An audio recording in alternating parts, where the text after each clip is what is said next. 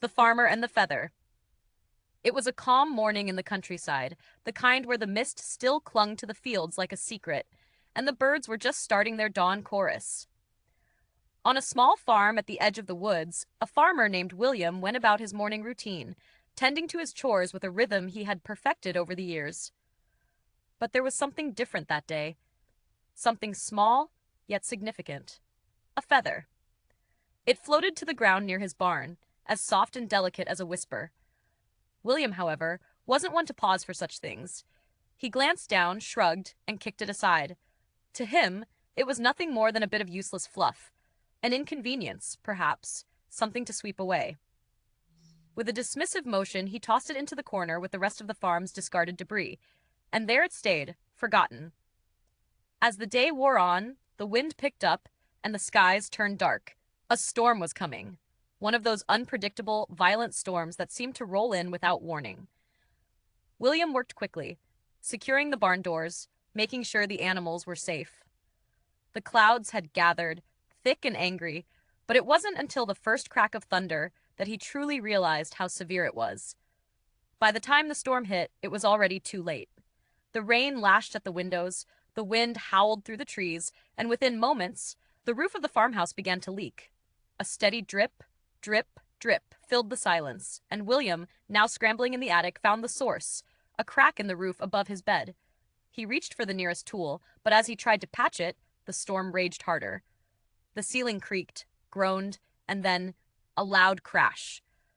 The entire roof above his bed collapsed, sending a torrent of rain pouring through, soaking everything beneath. William stood frozen for a moment, stunned, as the downpour turned his home into a small river.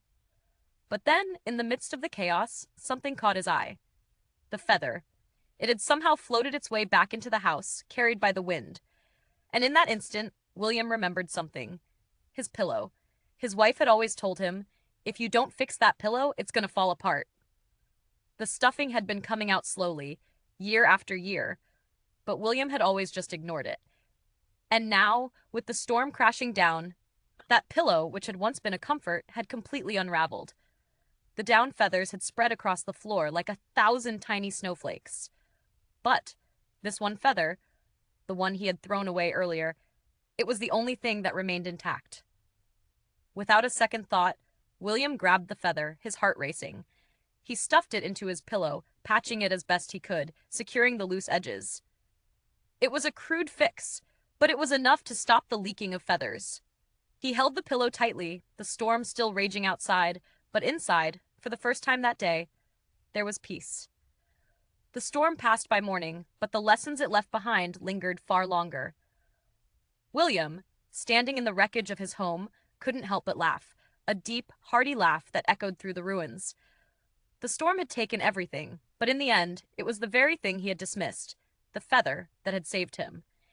And so, William learned something that day. Sometimes the smallest things, the things we toss aside or overlook, hold the greatest power. If you've enjoyed this story, don't forget to like, share, and subscribe. It helps the channel grow and ensures more stories like this reach you.